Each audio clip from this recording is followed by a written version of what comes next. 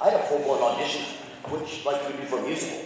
The actors had to come in, they had to sing, they had to read, yeah, I love working on musical projects, but I started as a director for musical theater and classical theater, so what's not to love? Sometimes they don't want the music dubbed because maybe that Japanese band actually has a following in the United States, or... And licensing with music is far more complicated than it is with the anime programs themselves. Yeah, and sometimes it may be a show where the song isn't even a song that's written for the show. It just happens to be like a Japanese pop song. Yeah. So that's going to be pretty much impossible to get. Or it's an American pop song. Yeah. Like we just did not too long ago, Eden of the East, that Michael here was in. And the opening was supposed to be an Oasis song. Yeah. And they were only able to afford to get it on our version for the first episode. Yeah. And then the rest they played some of it. And you have to get rights from the performers, you have to get rights from the writers, who wrote the music, who wrote the lyrics, whatever the labels are. That becomes expensive. Music licensing is a mess, and it's such a... What's that? Oh, well, no, the licensing stuff, there'll be someone who does that, lawyers and things like that. It's, that's where all the money is, which is why it's such a complicated thing. But yeah, and I think more often than not, that's why changes are or are not made with music, because of that. We used to talk about, when I worked at Central Park Media, we used to talk about trying to either dub the music or put like a special feature on the DVD that used music from something, and there were things in the license that if you use the music for any purpose other than how it is used in the program, that's illegal, so if you wanted to do like a karaoke version, like the little sing-along thing, they're like, no, because that breaks the license agreement. If you want to make a new agreement and pay X to do that, so it... The only way we got away with the karaoke type thing with Nerman Daikon Brothers is it was during the episode. You could have it stream with the karaoke kind of line going on under. Oh, that's fun. During the episode, you could sing along with the episode. Oh, that's cool. My first job actually in the business was Bubblegum Crisis, and we actually had this rare and wonderful opportunity to redo all the music from scratch. So it wasn't dubbing the songs with the, a cappella track from the Japanese M&E. We actually had to redo all the music from the ground up. Wow. And it was cool. They were going to have a Genom record company, which was the evil company in the show, and release everything. And then there was some issue between the licensor and the studio and all these things, and it never got released. But we got to do it all, and it's in the show. So, and I got to play one of the songs. I played guitar.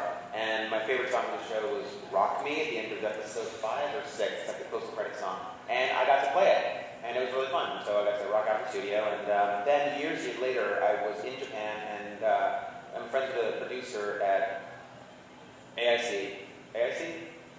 Yeah. And I was introduced to one of the directors at Bubblegum Crisis. And I was like, oh, it's really an honor to meet you. I love this show very much. It's the first thing I worked on in the industry in 94. Who wasn't born yet? Wow.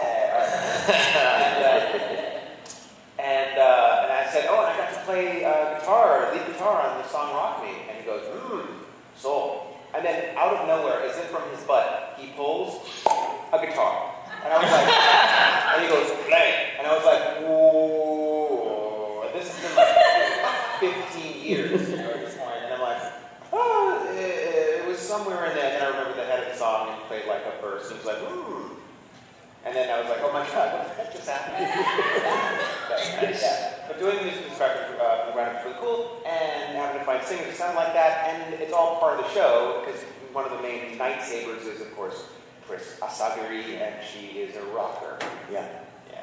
And then I ended up with a cell from Bubblegum Crash, which was heard in the studio singing Catch Me, and in the back there's an engineer who looks kind of like me, and I was like, oh my gosh, it's a cell about my life. I spent 2 years of my life recording Chris, and there's a cell of it. I gotta buy this cell, and it hangs in my studio. When you walk in the front door, you see the cell of me recording Chris, but it's not really me, it's a cell from me. Oh my God, Mr. Gatsby.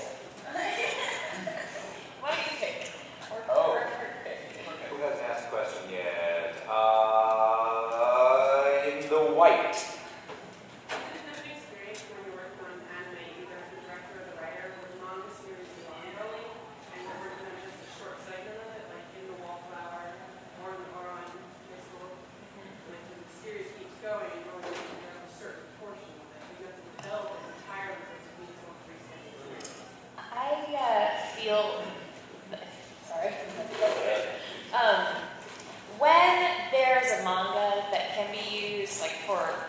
research.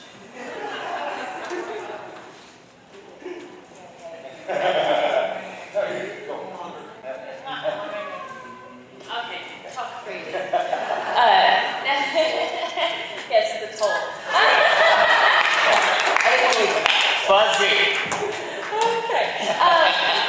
I feel that while I should look at the manga as my greatest asset for research, I actually like to not look at it at all because I'm not telling the manga story. Right. I'm telling the anime story.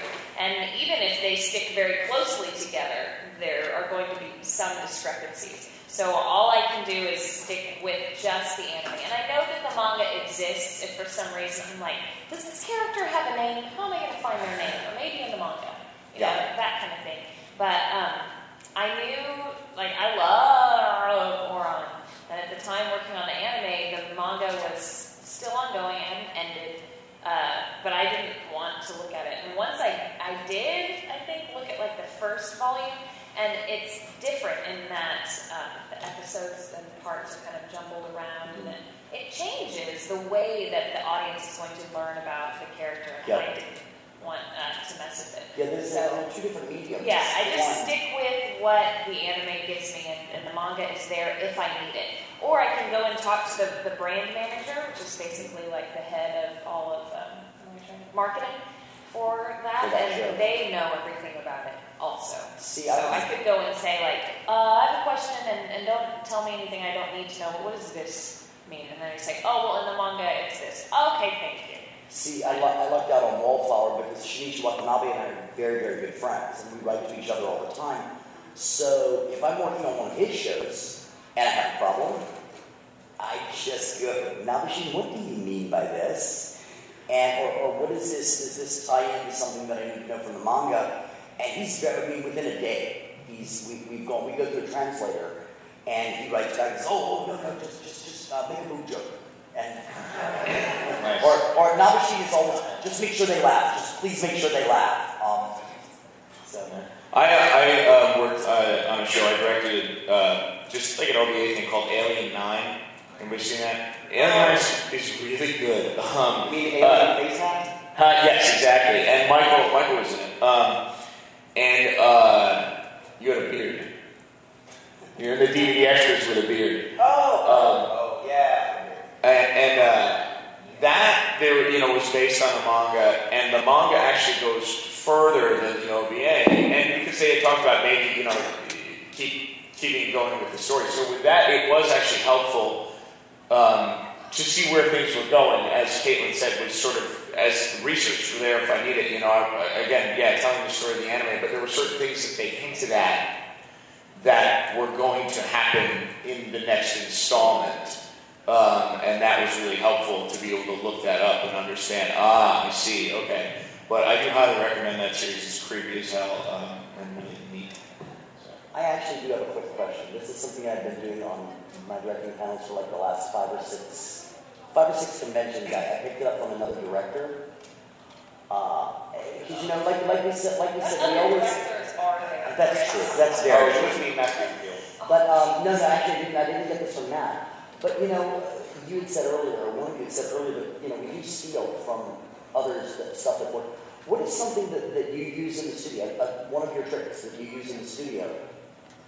What's a trick? A trick, or something that you use that it's like, wow, I don't remember anybody else that had thought to do this or something. Flattery? No. I'm just curious. One of the things that I got from college, from a speech class, was we would take a cork in and do any vocal warm-ups with a cork in our mouth. It does a couple things. It overworks your articulators. It reconnects you to your support, like diaphragm breathing support system. And if you're stuck in a rut sometimes, it gets you out of your head. So I use that with many people. A lot of children that I'm directing now in a new Peter Rabbit series for Nickelodeon that our good friend Kurt Dork is in. I actually use it with Iron Chef Morimoto, and he actually came in to record the Iron Chef America game, and was like, and the producer had written him the most verbose paragraphs of things to say because she just thought he was smart. And then she was like, stupid, stupid, stupid, he barely speaks English, why did I do that? And he actually said at one point, English on the show is not my own. And people think I speak a good English. No. So at one point, I was like, hey, try this thing. I had him put 2 knuckles in his mouth and speak through his knuckles. And the producers were like, what are you making him do? I was like, and then he got through a paragraph, 1 take, no problems. It was amazing. And they were like, wow. Then he looked at me and went, like he was surprised at himself. So he kept doing it. I did that with a number of people, usually people who are grown-ups or not as into it. I might stick my hand in my mouth. What do you tell me to do? The kids are all over it. And it really helps them when they have really tricky things. And Peter Rabbit is actually pretty tricky and verbose and a lot of turns within the line. But I use it sometimes not just for articulators, but for getting them out of their rut and they're inflecting up at the end of everything, and they just can't not. Matthew Modine, I directed him on something, and I actually ended up having him do it. He was totally game, and he was very, very cool. And then afterwards, he actually, after the session, asked me if I would help him with an audition he had for some, like, I don't know, Lexus or some car thing. Sweet. And we hung around and just said, will we do the knuckles again? And I was like, you know what, for this one, actually, yeah. But at that point, it wasn't articulation. It was, he's got a really nice baritone when he can get to it, but, he's Joker from Full Metal Jacket, or, he's been in a million movies, but he's got a higher voice, so have him connect to his commercials. And it kind of worked, actually. That's very cool. Knuckles in your mouth. I'm still thinking.